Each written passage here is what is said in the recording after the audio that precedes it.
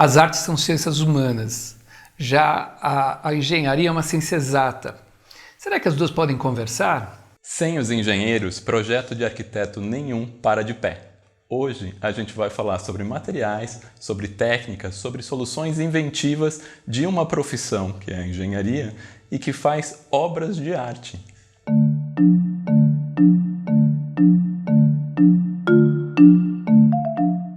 Nossa convidada de hoje é a engenheira Luísa Maringoni.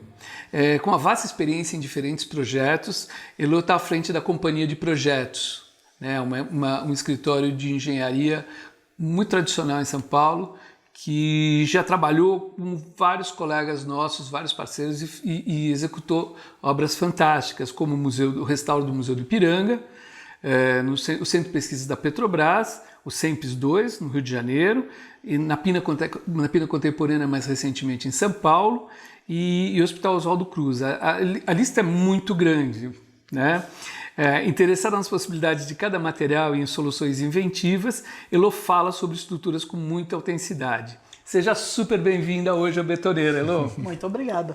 Prazer estar com vocês. Prazer. Elo, antes da gente falar de engenharia, hoje a gente vai inverter e vai falar um pouco de arte. Você gosta de pintar, desenhar e até já vendeu alguns quadros. A gente ficou sabendo aqui nas nossas pesquisas, né, de roteiro. E queria perguntar para você quando e como que a pintura entrou na sua vida? Na verdade, a pintura e o desenho entraram antes de qualquer coisa. Era o que eu queria, vamos dizer, desde moleca, o que eu queria ser? Eu queria ser artista, eu queria ser desenhista. Mas aí você vai fazendo escolhas e, no fim, tem um problema a gente gostar de coisa demais. Tem. Tem um problema. A gente começa a gostar demais disso, demais daquilo e tudo vai te apaixonando. E eu acabei indo para um lado que era menos desenho, não tão menos assim. Era bastante. Geometria e matemática. Sim. Então, eu me apaixonei por sólidos platônicos, por geometrias, por essa lógica matemática. E dela é que eu voltei Para pintura. para a pintura. Olha que legal. A pintura, vamos dizer, na hora que você está... O desenho, para mim, é uma estruturação de pensamento. E a engenharia é uma forma de raciocínio, matemática. E você buscar soluções, você busca através do traço. O traço ajuda a organizar o teu pensamento. Então, o desenho, vamos dizer, eu tenho, na hora que eu estou trabalhando em engenharia, eu tenho uma caixa de lápis de cor de 36 cores. Vai desdobrando assim. Daquela linda, e que você vai desenhando e vai pintando, que você fala assim, você está bordando para fora? Não, eu estou pensando. Claro. O pensar tem que ser bonito também. A gente faz a mesma coisa. Se você não for pensar bonito, vai sair uma estrutura feia. Aliás, o Vasconcelos, que foi, né, faleceu já, mas um grande engenheiro, ele falava que tudo que era estático é estético, tudo que é estético é estático. Ele está coberto de razão. A estética e a estática andam juntas. A beleza de uma solução, ela sai da beleza dos traços, daquilo tudo que você está fazendo. Então, você acaba juntando as duas coisas. Legal. Acabou fazendo tudo o que queria. Acaba fazendo tudo o que queria, mais um pouco. Mais um pouco. Elo, um pouquinho na linha do que o André colocou, tem artistas que vão mais para a arte abstrata, alguns arte figurativa, né? Queria perguntar para você quais são os temas e materiais que você explora na sua pintura? Eu sou uma curiosa também no material. Eu sou, antes de tudo, uma desenhista. Eu acompanho muito nas redes sociais as coisas que você posta nos seus quadros. Mas eu tenho uma curiosidade muito grande de que é a mesma coisa que na engenharia. Se você está trabalhando com a metálica é uma linguagem, o concreto é outra linguagem, a madeira é outra linguagem. Na hora que você está desenhando, dependendo do material que você está, é outra linguagem. Então, a linguagem da aquarela, que é de manchas, de superposição de claros e escuros, em que você vai fazendo o contrário, a luz é o que não é feito, é o papel em branco. É um pensamento. Se você vai para uma tinta guache, para uma tinta acrílica, é o contrário. O branco, a luz, é aquilo que vai ser posto sobre o que está escuro, sobre a superfície pintada. Então, brincar com pastel, brincar com outro dia era caneta tinteiro. Eu peguei um tinteiro e um pincel e comecei a brincar com a cor da caneta tinteiro. Então, você pesquisar um material diferente, a linguagem é outra. Como você que é a controla mesma coisa na engenharia. A linguagem da metálica é uma linguagem de linhas, de arestas. A linguagem do concreto é uma linguagem de superfícies, é mais uma escultura do que propriamente um desenho. Então, dependendo do material que você está trabalhando, seja ele na execução de uma estrutura ou num desenho, ele te leva para outras possibilidades. Atualmente eu ando brincando bastante também com argila. Estou fazendo escultura em argila. Passei pro 3D. Passou pro 3D. Mas o que rola? A argila, por exemplo, é um material que à medida que você começa a manusear, ela te propõe coisas. Não é assim, vou fazer isso. Não, ela vai olhar para você e falar, não, vai não. Aí vai mudando. Vai não. Aí ela te propõe alguma coisa. Então essa conversa com o material é uma delícia, mas é tudo igual. Não, e é engraçado você falar isso da argila, porque daí eu lembrei, recentemente fui visitar umas casas do Salsupim no Guarujá, inclusive a casa dele, que foi dele. E a filha dele que está lá falou que ele ia para o Guarujá com pedaços de argila no porta-malas e fazia as maquetes dessas casas, que são uma linguagem muito também da... Topológica total. Exatamente. E ele fazia isso lá, tipo, no final de semana ele moldava, então era esse esculpir... Que é essa conversa. Para trabalhar com concreto moldado. Mas aí é que tá, vamos dizer, a argila, que você vai trabalhar nela, ela é muito parecida com o concreto. Aliás, outro dia eu fiz uma bobagem homérica, que como engenheiro eu não podia ter feito nunca. Eu resolvi fazer um cavalo de argila. Que a esperta foi fazer? Peguei arame e a la Calder fiz todo o esqueleto do cavalo. E aí pus argila em cima. Óbvio que a retração da argila é muito diferente daquele araminho lá dentro. A coluna do cavalo saiu para fora. Não, ele virou um quebra-cabeça 3D. Fissurou tudo. Claro, porque a retração da argila é outra. Então essa conversa com o material é muito legal, porque você chega e fala, pô, mas como é que você, que é uma projetista de estrutura, me faz um erro crasso desse? Mas aí você estava sendo muito mais artista do que, sem dúvida calculista. Eu esqueci que eu era calculista. E você estava testando, né? Você estava testando. Não, veja, quando você está fazendo um desenho que é lúdico, que é arte... às vezes eu faço, estou lá brincando e de repente quando eu acabo eu falo, nossa, ficou legal essa cor com esse tom, com aquele. Não é porque eu pensei que eu ia fazer, que este tom tem a ver com esse, vai dar tal... Não, tem aquela caixa de lápis de cor, você vai pegando, vai desenhando e vai esquecendo o que você está fazendo. É uma terapia maravilhosa.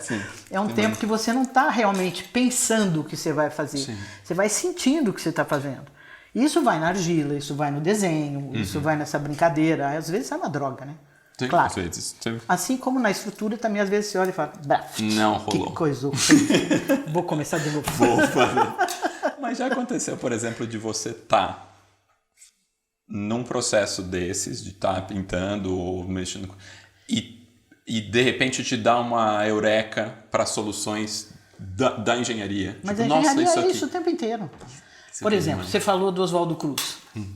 Oswaldo Cruz é uma treliça que tem, são 32 metros de vão e que suporta 9 andares do prédio acima dela. Isso porque embaixo, aquela região do Oswaldo Cruz já foi um grande pomar e tinha uma árvore que era tombada, não podia mexer na tal da árvore. Então o prédio foi construído.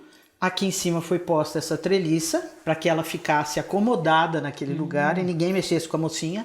E dali para cima continuou do 7º andar até o 12º, treco assim, a continuação do prédio. Então essa treliça tinha a função de segurar esses andares todos. E aí você está pensando antes, puxa, como é que eu vou resolver esse pepino? Como é que vai ser e tal, não sei o quê. E o meu escritório era num prédio antigo daqueles de Pinheiros, né? Sim. E aí eu olho para trás, uma janela guilhotina. Eu falei, ora, se eu fizer essa tramoiona no chão, botar torres com um cabo de proteção de um lado e do outro e subir É muito mais fácil montar esse monstrengo que tem 6 metros de altura No chão. por 32 no chão Do que no ar. E aí a gente com o macaco vai subindo, que nem uma janela, põe no lugar. Que nem o Anhembi do Pronto. Rai, né? Então vamos fazer assim. Então tem muita coisa que você faz, o raciocínio é analógico, ele vai por analogia a coisas conhecidas.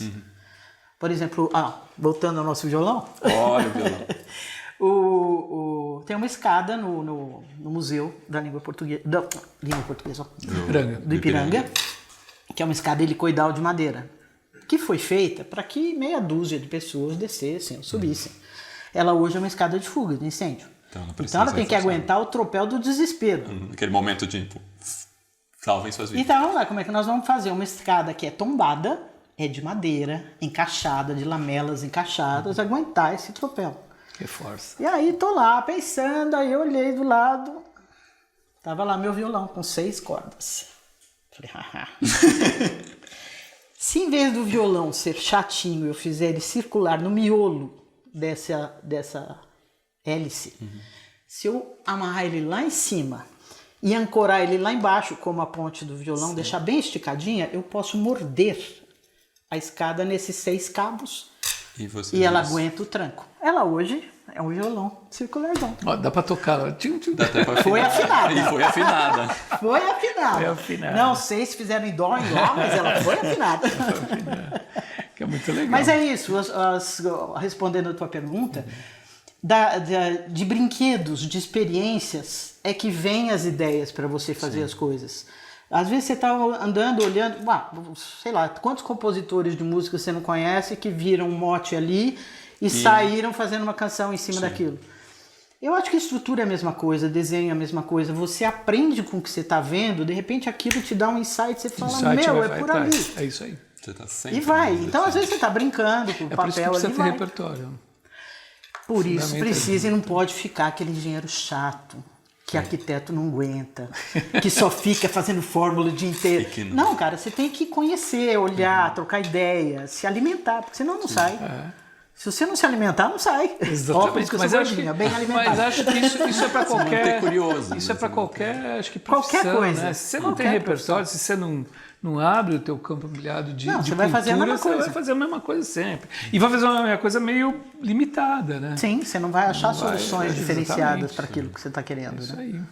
Elô, hoje em dia a gente é levado a entender que tem uma divisão de saberes na educação, né? Sim. Isso, antigamente não tinha isso. Vou pegar um exemplo, Leonardo da Vinci. Fazia paraquedas, fazia helicóptero, fazia um monte de coisa e fez a Mona Lisa. Né? Era um artista. Ele tinha uma cultura geral muito grande.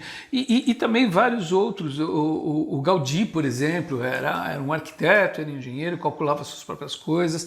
Então, era uma cultura muito mais abrangente. Né? Como é que funciona hoje isso? Você acha que as artes ela pode estimular, dar outras perspectivas para a engenharia, por exemplo, que é uma coisa que mais ou menos você estava colocando da inspiração e do campo ampliado do conhecimento? Sem dúvida dá, mas vamos ver uma outra coisa. Veja os exemplos que você deu. Não que fosse qualquer coisa ser um Da Vinci ou um Gaudí, não é por aí. Eram pessoas pontos completamente fora da curva. Mas quanto você tinha para saber naquela época?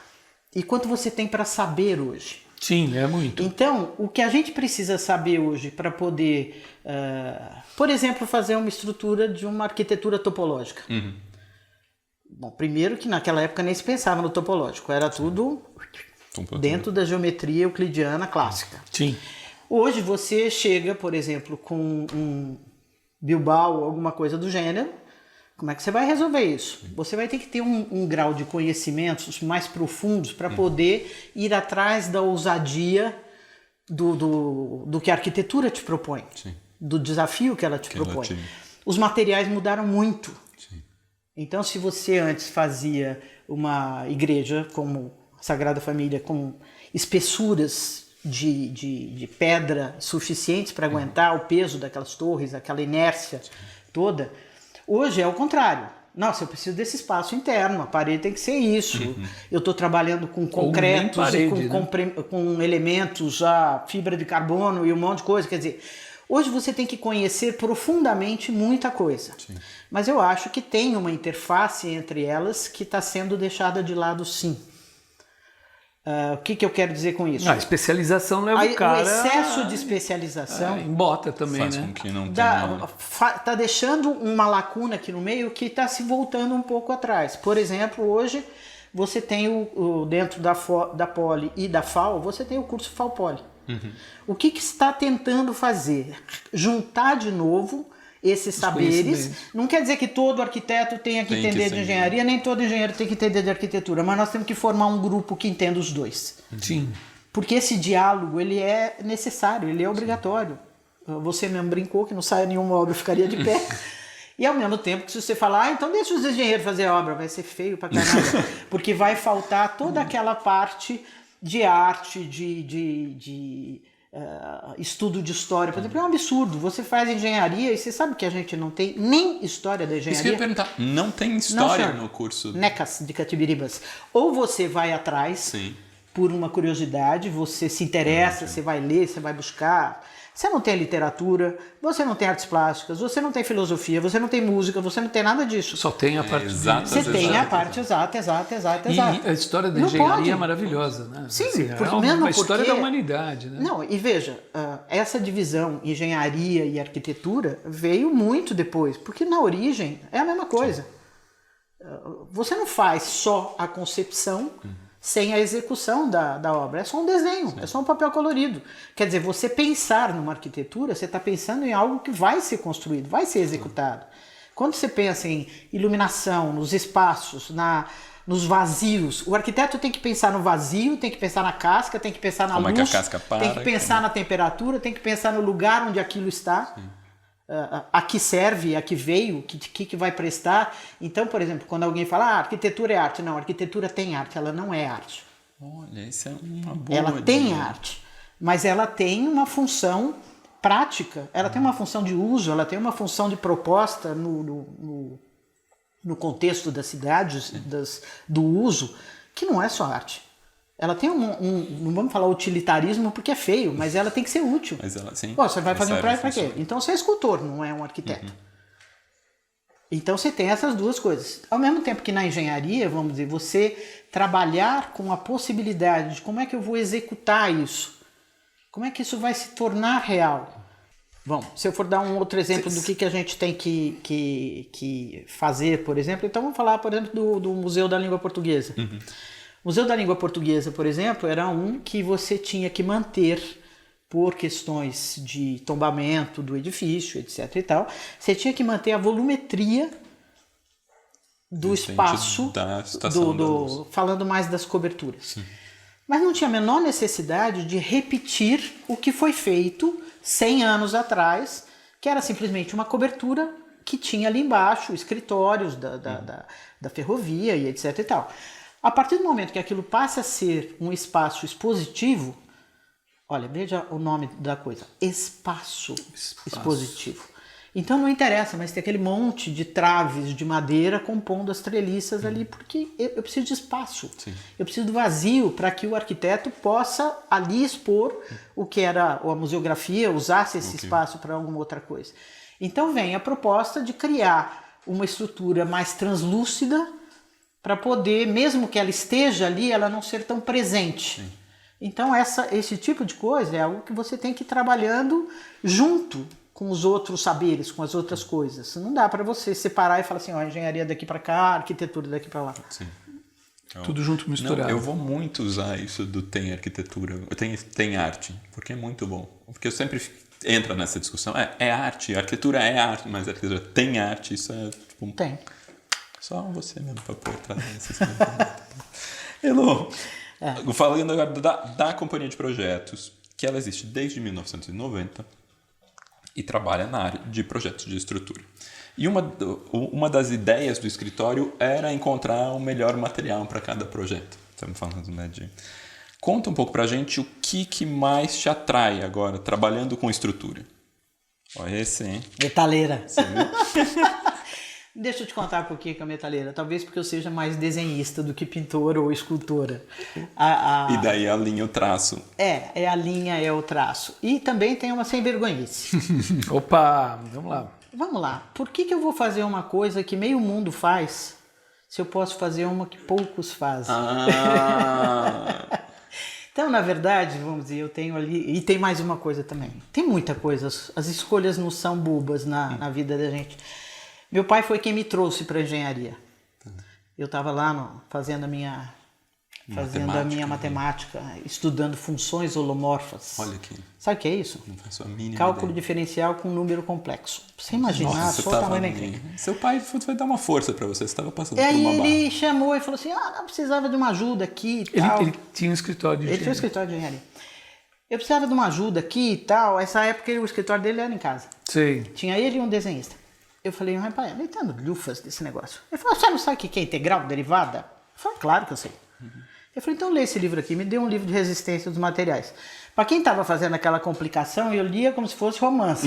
Ele um gibi ali. Aí ele começou, bom, então com isso aqui, você vai fazer isso aqui. Me ensinou a calcular laje. Aí com isso aqui, você vai fazer isso aqui. Me ensinou a calcular vídeo.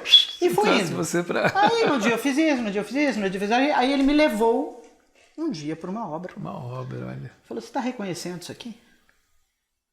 Eu falei, eu calculei isso aqui. Ele falou, é. Eu entrei na prova de funções holomorfas do dia seguinte e entreguei em branco. Inclusive o nome. Aí o professor falou, pô, mas você nem escreveu o nome? Eu falei, pra quê? Nem o nome. Tô indo. Valeu, partiu.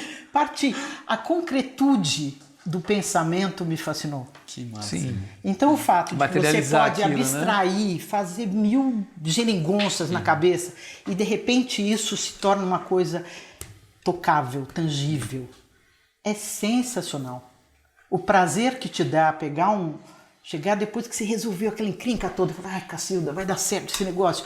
Aí de repente você já vai lá, por exemplo, nessa escadinha da coisa, você para no meio dela, olha para cima e sobe a escada.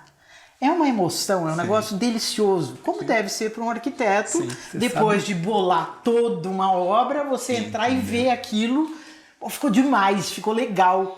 É a mesma coisa. Você falou isso, eu lembrei, quando eu dava aula bastante tempo atrás na São Judas, a gente tinha uma matéria que era eu e o Panã e a Marta Bogero.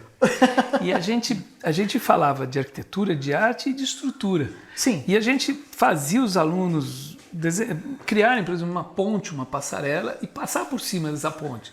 Algumas caíam, algumas... Sim. E era muito legal, porque era a maneira deles entenderem a concretude da coisa, né? Era. Quando eu dei aula na Escola da Cidade, eu dei 10 anos aula na Escola da Cidade. O Iopa pegava a turma do segundo ano e eu pegava a turma do terceiro. E vem com aquela malinha, né? Ele vem com a malinha. Malinha. E aí eu fazia com os alunos a tal da ponte de macarrão. Sim. Então tinha... Mas o legal era o conceito da ponte de macarrão. Não era só vencer o vão e aguentar a carga. É só explicando Tinha pessoal parte o que da é a nota. ponte de... Não, parte da nota era a estética dessa ponte.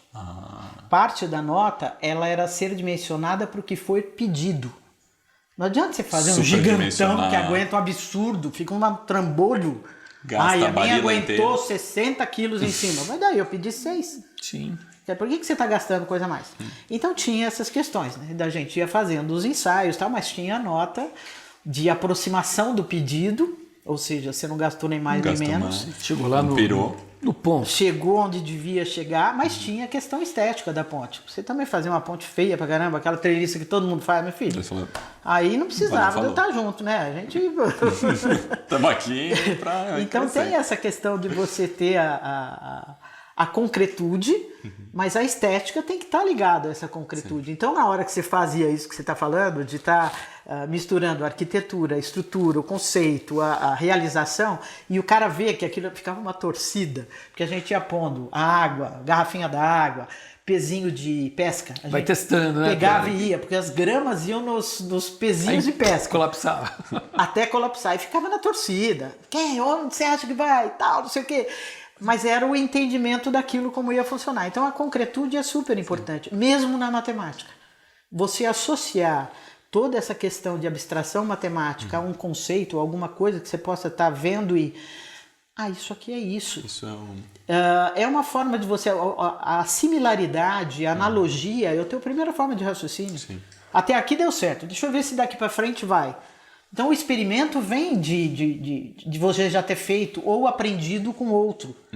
Nada melhor do que aprender com outro, né? Deixa ele fazer as bobagens, você faz dali para frente, é legal. Ó, a partir daqui a gente não somar, preciso correr o risco começar de de novo. Por analogia, a gente entende nessa percepção que a estrutura de concreto ela é mais escultural. Escultórica. Como é que você entende essa coisa, essa linguagem dos materiais? De que maneira que você lida com isso? O que cada um oferece? E eu colocaria aí também, nesse ponto, a madeira, né? Vamos lá. A gente trabalha com todas elas. Mas vamos pensar o seguinte. Primeiro que não dá para você fazer um prédio só de aço. Sim. A laje de aço? Tem ferro no meio. Não. Tudo bem. Tem concreto. Tem concreto. Você bota o steel deck lá, ou você bota, quer dizer, a placa aonde você vai andar, aquele plano... É concreto. Veja, nós saímos da linha. Sim. A hora que eu falei o plano que você vai andar, você não precisa nem pensar, é concreto. Ou madeira. A madeira se presta tanto à questão dos planos, quanto à questão das linhas. Na hora que você faz uma treliça, na hora que você faz uma estrutura em hexágonos, em coisas e tal, você vai buscar a linha também. Sim. Mas a madeira tem uma coisa que conversa muito com a metálica. Ela já vem pronta. Ela não é moldada. Tudo bem, você tem o concreto pré-moldado também. Mas o concreto, você vai moldar. Tanto que o concreto tem uma coisa chamada forma. Não tem forma de metálica, gente. Tem planta de metálica. Sim. Tem desenho de metálica, plano, elevação. Mas forma Olha que legal é de isso. concreto. É legal porque você precisa dar forma a ele. Sim. E dar forma a algo é criar superfícies. Agora, a melhor coisa do mundo é, no fundo, a mistura delas. Então, por exemplo, por que eu vou partir para uma metálica e não, por exemplo, para um concreto? Então, digamos que eu tenho que vencer um grande vão. Se eu fosse vencer um grande vão, a gente tem um exemplo disso legal. Um dia o Mário Franco me chamou.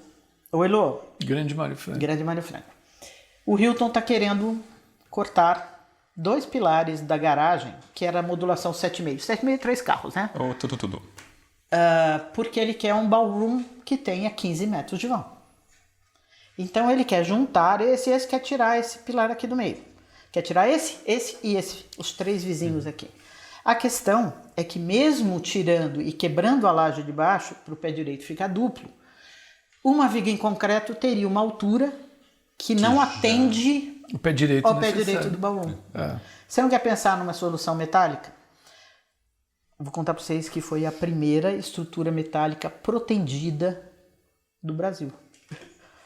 Eu fiz viga metálica protendida. Por quê? Porque mesmo a metálica ainda tinha uma altura grande. E eu precisava... Esse negócio de viga metálica protendida pra gente era uma... O primeiro que falou isso pra gente foi o Tarnox. Ernesto Tarnox. E a gente falou, mas tem isso? Tem. Nunca ouvi falar. Falei, tem. A gente descobriu que... E aí fizemos. A gente dobrou o vão ali. O Mário Franco fez a parte de reforço dos pilares, de fundação, etc e tal. E a gente fez a tal da viga protendida. Metálica protendida. E cortamos o pilar. Cara, essa foi uma emoção. Cortar o pilar assim. deve ser um negócio que você fala. Não, primeiro que é assim, com aquela serrona, né? Ela começou a cortar, aí... Porque primeiro todo mundo você sai de lado, fala, dá você licença. protendeu... Não, que todo mundo... Foi feito das 10 horas da noite, que era quando fechava o shopping, até meia-noite, que era quando a turma que trabalhava lá tinha que pegar o metrô para ir embora. Então tinha que ser nesse período. E aí vai com aquela serra para cortar. O que a gente fez? A gente protendeu, botamos um sensor, um extensômetro, para que na hora que o extensor começasse a dar tração, quer dizer que nós estamos puxando o pilar, ele está mais tirante do que coluna. Okay. E aí foi com a serra. E o cara foi na horizontal com a serra. A hora que ele entrou, pá, mordeu a serra. Ele falou, mordeu. Eu falei, cara, mas você nunca viu cortar árvore? Sim, ninguém corta árvore assim, você corta assim. Porque na hora que você corta assim, desliza uma sobre a outra. Sim. Ah, é? Foi lá e cortou. Putz, nós cortamos o pilar, eu levei uma Veuve Clicquot. Na hora de beber a Veuve Clicquot, quando cortou, eu passei a mão embaixo do pilar assim. Só tem copo de plástico. Eu falei assim, A viúva vai ter que nos desculpar. Vai no copo de plástico mesmo. E o pior é que um dos caras que cortou lá, super viu, gente fino, cara. Ah, mas isso aqui é muito, assim, eu prefiro a Cidra Cerezer. Ai, não. Ainda mandou mal. Acabou com a minha clicou. Mas eu tomei metade dela sozinho. E merecia ali, porque Merecia, era Mas uma tem comemoração. Tem essas brincadeirinhas de Como vez que em é o quando. desenho dessa viga protendida metálica? O concreto, você consegue, de novo, ele é plástico. Sim. Se ele é plástico, você consegue fazer o cabo, fazer o desenho das tensões dentro dele. Sim. Você bota a bainha, dá as alturinhas certinhas, qual é a puxada que você vai dar, tudo bonitinho. E ele acompanha o diagrama de momentos, aquele famoso diagrama de momentos. Já na metálica, você não faz uma viga metálica com o desenho do diagrama de momentos. Ela é reta. A proteção também. Então, na hora que eu tenho um diagrama de uma carga só, ela é um triângulo. Se eu pegar esse triângulo, cortar aqui e empurrar ele para cima, eu fico com 3 bicos. Meu chapéu tem 3 pontas, né? O chapéu tem 3 pontas. Mas não me interessa se ele não é uma linha, como é no concreto. O concreto é mais fluido, é mais de harmonias. A metálica é desenho. A metálica, ela tem dente. Você fez, daqui até aqui é tanto, daqui até aqui é tanto. Ela é que nem aquele pac-pac que vai fazer. Então é uma leitura diferente. A proteção é reta. Você só protende o trecho que te interessa subir o diagrama. Então é uma proteção reta, não tem curvinha. Você vê ali o cabo de proteção. Você vê o cabinho reto ali, daqui até ali. E proteção reta. Mas é bem legal. Dá um frio na barriga. Você sabe que eu tenho uma sobrinha que perguntou pra mim: tia, qual que é o teu esporte radical? Eu falei: engenharia. Cortar um pilar. Engenharia é meu esporte radical. Agora a gente vai dar um pulo no passado. Se bem que a gente já deu pulos no passado, Já a gente já voltou. voltando. A gente está aqui no Pogobol. Você teve uma primeira formação como matemática e depois cursou faculdade de engenharia. Isso tudo na década de 70 e 80, quando a presença de mulheres nas áreas de exatas era menor do que é hoje. Muito menor. Muito menor. E daí você sempre se interessou pelas exatas, e como foi essa decisão de ir para a engenharia nesse lugar que é essa área predominantemente masculina? Então vamos lá. O culpado foi o Dr. Murilo, né? Sim, já. Foi aquele cara que me chamou pra lá e eu me apaixonei por aquele negócio. Aqui, Te arrancou E o pior sala é que de ele aula. era machista pra caramba. E ele virou assim, mas fiz tudo. E na hora que eu falei que eu ia abandonar, que ia pra engenharia, ele, ao mesmo tempo que ele deu aquele sorrisinho de felicidade, ele falou assim: mas engenharia não é coisa pra mulher. Você tá brincando? Tá brincando? Ele falou isso e Falou. depois de tirar Quer dizer, eu falei: pai, eu mandava pra aquele depois que lugar. você... Eu falei: mas depois de você me vir com esse papo, esperar trem, que negócio é esse? Sim. Agora, sem dúvida, a faculdade de engenharia, para mim também foi uma bagunça, porque eu comecei no Mackenzie, com um pé no segundo ano, fazendo desenho técnico do primeiro, porque na matemática não tem desenho técnico. Então, eu fazia o desenho técnico do primeiro ano, fazia algumas matérias do segundo, porque todos os cálculos, as físicas e etc. eu já tinha feito, e algumas do terceiro. Aí eu resolvi casar e mudar para Ubatuba. Que também acontece, né? Acontece. Acontece também que teve um problema. Você tinha que subir a serra, descer a serra, e a faculdade foi transferida para São José dos Campos. Ah, você saiu do Mackenzie e foi pra São José. Saí do Mackenzie, fui para São José. São José. E ficava nesse sobe e desce, sobe e desce, sobe e desce. Fazia estágio no Costa Verde de Tabatinga. Estavam montando Costa Verde de Tabatinga. Nossa, que legal. E aí fiquei grávida da primeira filha e a médica falou assim: não, subir e descer serra todo santo dia, nem pensar.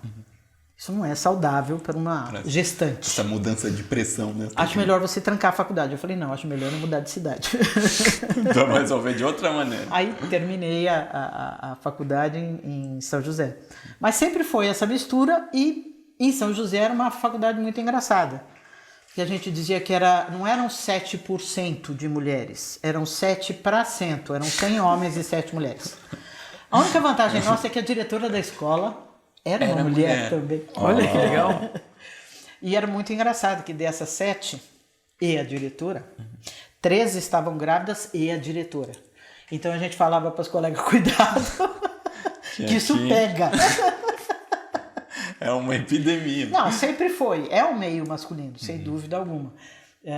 logo depois que eu comecei. Ou era? Continua sendo, mas hoje com muito menos. Hoje você tem, por exemplo, eu tenho 3 obras em que toda a parte gerencial e administrativa é feita por mulheres. Exatamente, você vai num canteiro de obra, só tem mulher, né? Muitas. Quem manda? As mulheres são muito ferrinho, a gente presta atenção nas coisas, porque o que acontece? Lá na... Não, eu acho que é uma coisa que é meio decorrente de ter que brigar com esse ambiente masculino. No ambiente masculino. Como é que você se impõe? Só de um jeito, competência. Sendo competente, é isso aí. Então, você não vai conseguir ser reconhecida e respeitada nesse meio se você for de medíocre para baixo. Você tem que ser de boa para cima. Então, normalmente, as mulheres na faculdade de engenharia ou na obra ou em tudo, elas entram de cabeça. Não tem essa, amanhã eu faço. Vou para a turma do fundão. Não vai. Até porque para poder fazer essa faculdade nesse esquema de a faculdade só tem que ainda hoje é muito masculina, realmente tem que ter, tem que querer muito e para você tem que querer e tem que entrar de cabeça. Então normalmente quem entra e quer ficar nesse meio se dedica, porque não adianta você chegar e falar assim, eu vou me impor porque eu vou entrar para o clube das mulheres. Não, você só vai ser reconhecida se você for boa no que você é. Acabou. É isso aí. Então é o que a gente acaba sendo. Então lá era a tal da história eu terminei a faculdade, eu tenho um filho que eu chamo de diplominha, é o segundo. Diplominha, porque ele veio junto com o diplominha. Eu defendi o TCC no dia 19 de novembro, ele nasceu no dia 25 e eu peguei o CREA no dia 7 de dezembro. Então, naquela época não tinha PowerPoint, né? Você apresentava com projetor de slide aqui e você mudando lá as apresentando. coisas. Volta e meia o barrigão entrava na frente do projetor de slide. Por favor, vamos zerar. Não, por exemplo, desenhar foi legal. Eu comecei a aprender a desenhar, porque eu fazia estágio, né? Eu comecei a aprender a desenhar de ponta cabeça, porque como tinha aquele barrigão, não dava para você desenhar aqui na prancheta. Então eu começava desenhando aqui e ia dando a volta. Ia vir. Virando. Aprendi a desenhar de ponta cabeça facinho. E daí já é um novo ponto de vista, às vezes tudo uma ideia diferente. Vai tudo. Mas você vai para a faculdade, leva o filho. A Laura frequentou. Eu falei para ela, filha, você já fez 2 anos de engenharia, por que você não continua? Você já estava aqui, já ouviu a aula toda. Já fez a aula toda. E era muito engraçado. A aula de mecânica dos solos, eu punha a Laura, ela tinha 1 ano e pouquinho, eu punha ela naquele monte de areia que tinha no laboratório de solo. Você tem areia, silt, argila, os escombros para fazer teste de CBR. Eu botava a Laurinha de fralda lá e ficava fazendo os ensaios todos. E a Laura fazendo a baderna naquele monte de areia. Quando acabava, eu lavava o corpo de prova, a Laura. Era um pacote. Pacote. Primeiro corpo de prova, depois a Laura e aí vamos embora. Que ótimo. Elô, um assunto meio batido, mas que ainda a gente conversa, né? Diga. A relação entre arquitetos e engenheiros. Eu diria que é meio mais ou menos que nem marido e mulher. É marido e mulher. Você falou... Dá pra você ser marido e mulher sem ter a mulher ou sem ter o marido? Não. Casal é casal. Briga, mas se não tiver junto, não sai. Não sai. Agora, eu acho que a gente... Vamos dizer, esse lance que eu estava falando, de ter o FAUPOLI hoje. Esse grupo formado no FAUPOLI é exatamente, ou no Polifal, é exatamente quem vai criar esse laço de conversa. Então, por exemplo, um engenheiro de obra pode brigar com o arquiteto. O arquiteto pode brigar com o engenheiro de obra. Mas com o engenheiro de estrutura e o arquiteto tem que ter... eu costumo dizer que muitas das obras que eu conheço foram resolvidas ou tomando um vinho, ou tomando um chopp, ou sei lá, qualquer outra coisa do gênero. Sim. Mais vodka, qualquer coisa assim. Mas é ali, nesse lugar que sai. Você até fala que o arquiteto é mais imaginativo e o engenheiro é mais inventivo. Mas se não tiver o papo, não sai. Não, assim, a obra sai da relação dos dois. Se não tiver o papo, não sai. Quer dizer, existem obras que são emblemáticas dessa conversa. Bom, se você pegar Niemeyer e o Joaquim Cardoso, se os dois não tomassem... É uma conivência. Eu não sei o muito que eles grande. gostavam, se era vinho, se era cerveja, Se o era que um eles bebiam. whisky, Não faço mesmo. Whisky, acho que era isso. Era whisky. Acho que era whisky. A casa, Hélio Olga e Marcos Sakayama fizeram exemplo, a casa lá de madeira. não sei o que beberam, mas beberam Não sei o que bastante. beberam, mas beberam bastante. Não Então, sabemos qual foi, esse mas papo deve é ter sido extremamente necessário. Então, por exemplo, a gente acaba tendo... tudo bem que eu não vou dizer que é bem um casamento, porque senão seria meio promíscuo, porque você acaba casando com vários arquitetos. É poliamoroso. Mas, por exemplo, o Museu do Ipiranga, o Dudu e o Pablo.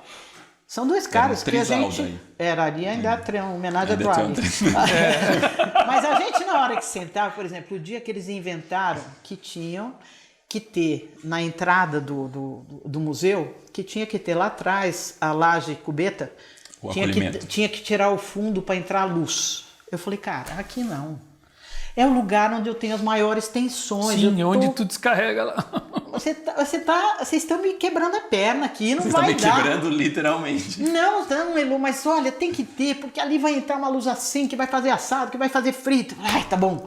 Vou lá, estudo, tal, não sei o que. Foi. No dia que eu entrei no museu, eu falei assim, vocês são chatos, mas valeu a pena. Foi muito Então, legal. se você não tem essa conversa, comunicação.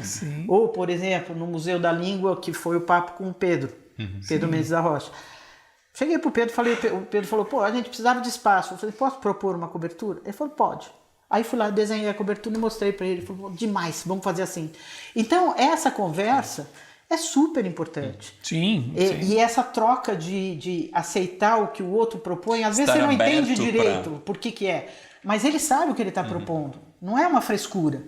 É um negócio que vai gerar um efeito muito legal lá na frente. Eu acho que isso tá naquilo que a gente falou do começo da curiosidade também. Porque se a pessoa vem pra você, você não vai falar assim, não, meu filho, não vai abrir cubeta nenhuma que não vai dar certo. Não, pera. Deixa eu ver o que eu consigo. Essa é o quebra-cabeça. Esse é o esporte radical. Exato.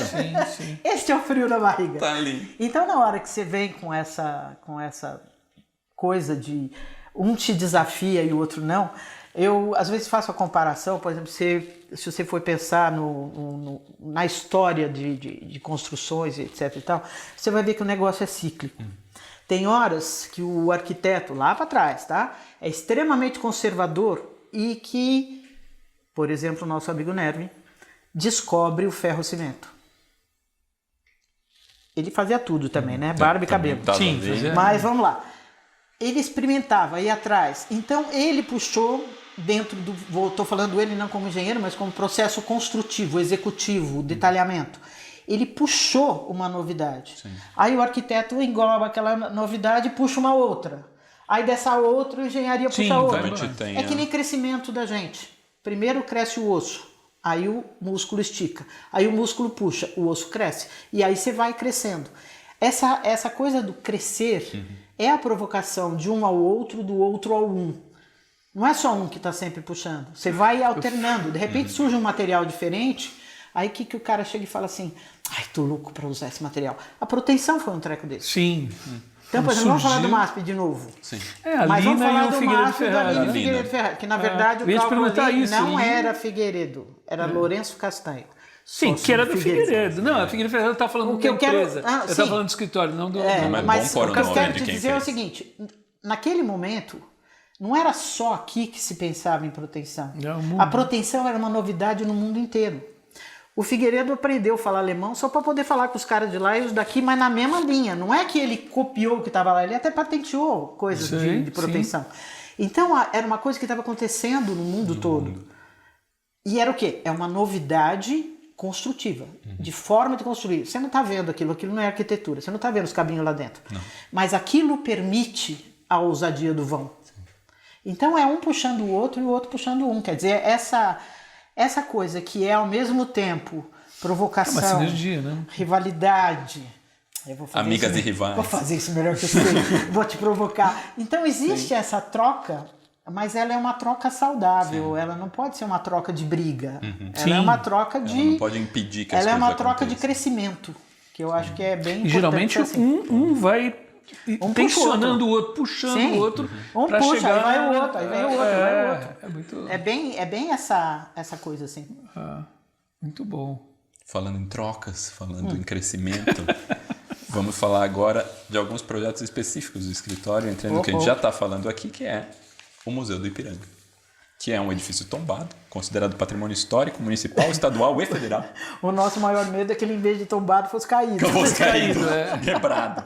Não, ali hoje... Tava quase tombando mesmo. Não, vamos lá, isso foi um negócio muito legal, porque... E é uma tendência que vem acontecendo e que eu acho fantástica. Que é de que nos concursos não seja um concurso de arquitetura, seja um concurso de equipe. Por quê? Porque uma vez fechado o negócio, vocês falaram que vão fazer? Então faz. Aqui, então isso é super importante. Então, por exemplo, o Museu do Ipiranga foi um concurso em que a equipe toda, capitaneada, obviamente, pela arquitetura, vamos lá, eu vejo uma obra mais ou menos como um grupo de jazz. Você tem o cara que é quem dá o... Você tem o David Brubeck da turma, mas você não pode ter ninguém fraco tocando sax ou bateria ou nada de coisa. Então, a arquitetura vai dar o mote, vai dar o que vai ser a coisa. Mas vai ter que ter o baixo, vai ter que ter o sax, vai ter que ter... E cada um vai ter que ter a sua hora de improviso também. A equipe toda, né? Para poder dar essa harmonia, essa coisa legal. Então, nós entramos no concurso. Esse concurso tinha vamos dizer, um edifício monumento, que tinha que ser restaurado. Nessa parte eu dei alguns palpites, mas a turma de restauração é quem foi forte naquele lugar. Tinha interferências nesse edifício, porque ele tinha que se adequar à questão de circulação e etc e tal, que não tinha. Sim. E tinha um edifício novo que não podia aparecer. Porque tinha um edifício monumento lá. Você não pode fazer alguém aparecer mais que a noiva, né? Vamos falar português. Não pode ir de branco no casamento. Não dá. Muito menos subir no palco. Não palco não voltado. Mas vamos lá. Então você tinha essa questão toda. Então nós estudamos juntos. Fundação, a turma de paisagismo, a turma de restauro, todo mundo junto. Foi muito legal. E o que eu acho que foi mais legal nisso tudo é que a gente conseguiu fazer com que essa obra seja uma peça de museu. O edifício hoje, ele é algo visitável com tanto interesse de peça quanto as que estão lá dentro. Nossa, é isso aí. Então, a gente exemplo, observa isso na carinha das pessoas. Quando você entra e sobe, primeiro você passa pela minha viga predileta. V301. Aquela viga curva que tem 25 metros. Apoiado isso. Aquela foi uma mandraquice total. Mandraquice. Outro dia um menino no escritório que é estagiário, eu falei mandraquice. Ele falou, mandrake o quê? Que esquecer. Não conhece. Aí eu levei uma revistinha do Mandrake para saber quem foi Mandrake. Quem é o... Bom, tudo bem. Tem as suas mandraquices e tal, mas, por exemplo, quando sobe a escada rolante, você vê a história do museu. Você vê a gente ter feito uma cortina que segura o museu, uma cortina atirantada. Aí, de repente, você tem a pedra argamassada, que é a fundação original do museu. Você passa as camadas, toca, né? E, de repente, você sai lá dentro num edifício monumental. Então é um negócio muito legal. Maravilhoso. Tem história para mais umas 5 decorações. Eu acho que é uma série. Eu acho que nós vamos ter que chamar Concremix. Para patrocinar nós. E já. Sob patrocínio de Concremix. A série eu vou emendar nessas obras complexas e te perguntar da Pina Contemporânea dos Arquitetos Associados. Que ali eles pediram para fazer uma cobertura de madeira, talvez uma referência ao Parque da Luz. Sim, sem mas dúvida. também tem concreto, tem metal. Então conta pra gente um pouquinho, né? Vamos lá. A referência da madeira é sem dúvida para ter a conversa. Muito legal aquela cobertura. Ficou muito legal. Para ter a conversa com o Parque da Luz.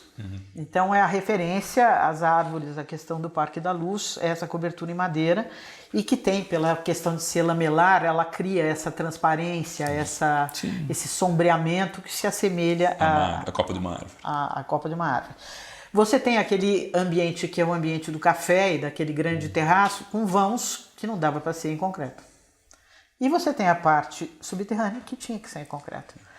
Agora, o que foi mais legal disso, que foi muito legal, é um projeto que foi desenvolvido sem que eu nunca tenha encontrado com ninguém dos arquitetos associados. Nós fizemos isso. Legal, fizeram tudo online. Tudo online. Eles são de eu Minas, dei um abraço e já era amiga deles, porque nós ficamos amigos de infância. Afinal, que ser, né? Mas o primeiro abraço que eu dei neles foi no dia da inauguração. Olha que legal nesse dia.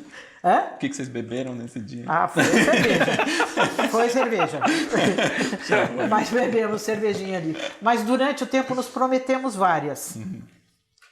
O pessoal ainda está me devendo essa cervejinha e eu a eles. A cobrança. A cobrança a gente tem que vir. pode. Elo, agora, infelizmente, para terminar, que é o primeiro da nossa série Elo Visita Botaneira. Aliás, antes de você fazer a pergunta, a gente podia inaugurar aqui a visita guiada com a Elo também. Vocês podem fazer em parceria.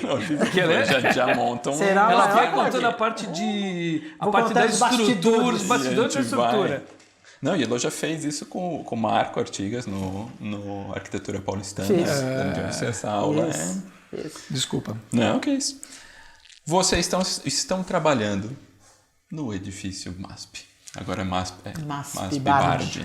Pode falar? Junto com o escritório Metro Arquitetos Associados, né? Sim. Muitas informações estão em sigilo do projeto, mas queria saber se tem coisas que você possa contar pra gente. Dá um furo aqui pra gente. Tem umas coisas que pode contar. É do lado do MASP.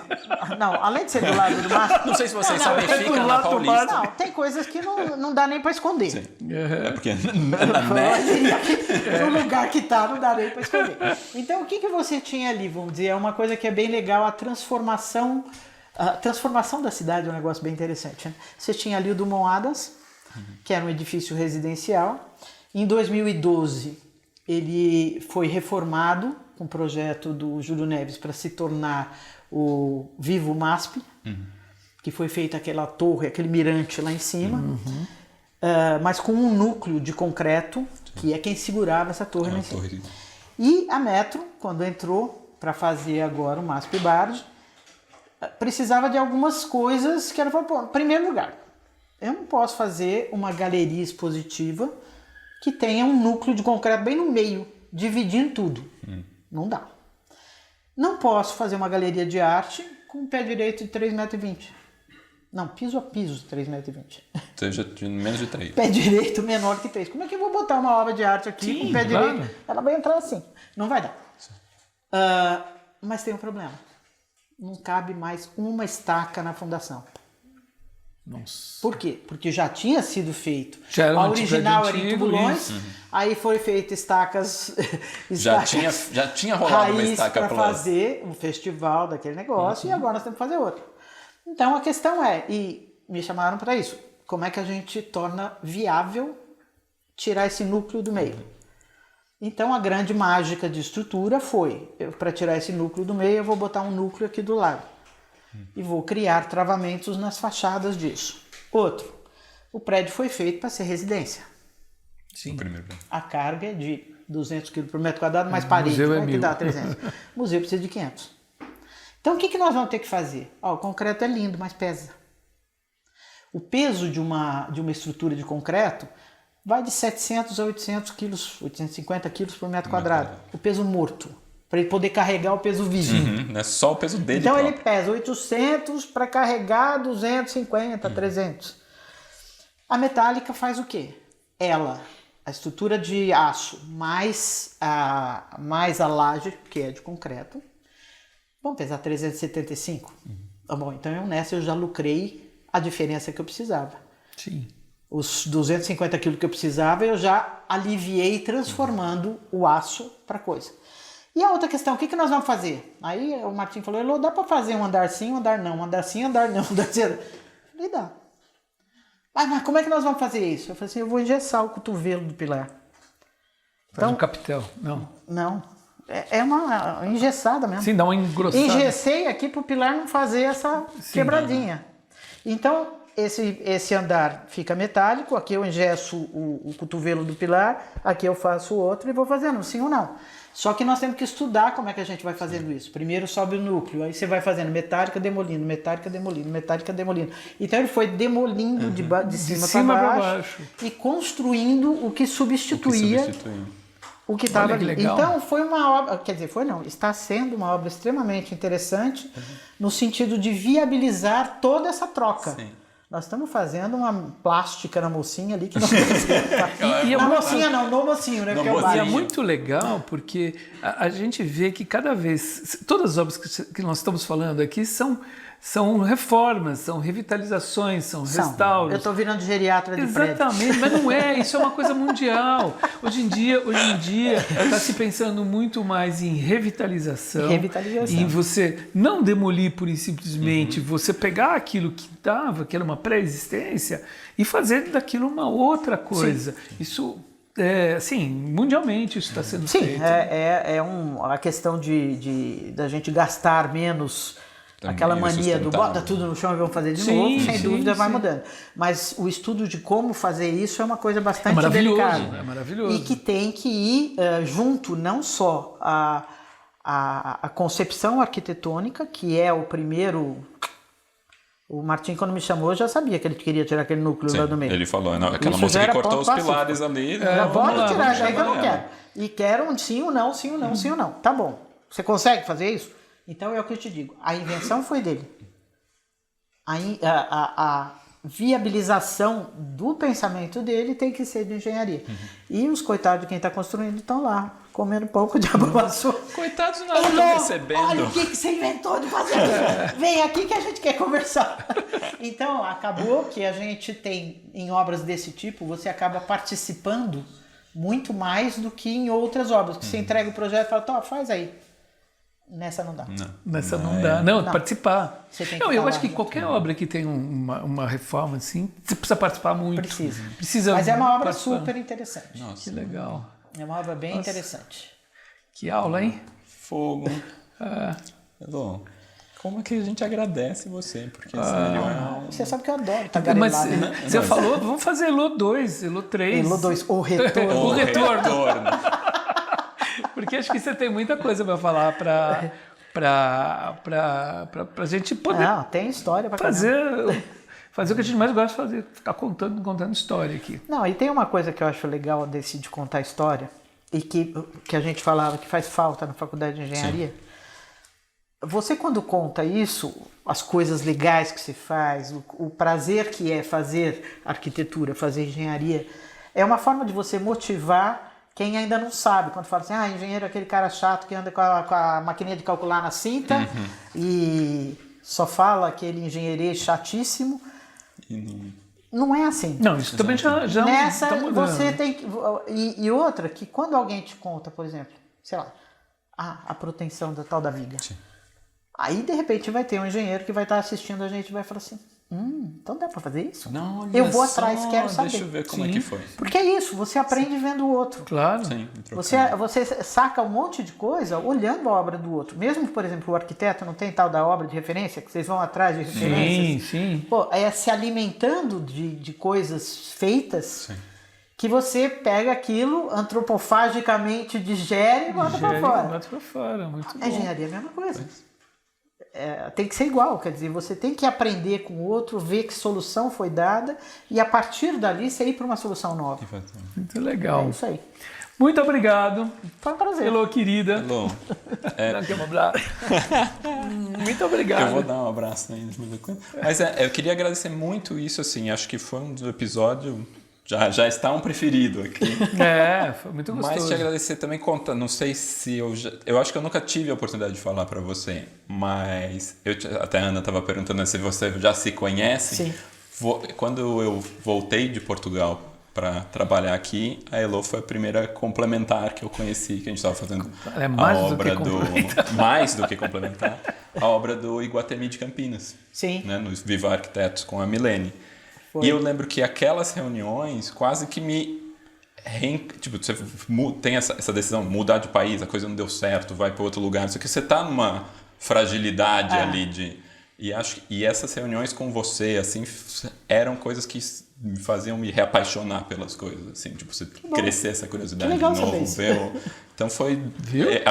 E eu vejo você fazendo isso com muita gente. Então eu queria agradecer por isso também, é demais poder contar contigo. Adoro influenciar. É isso, uma influência.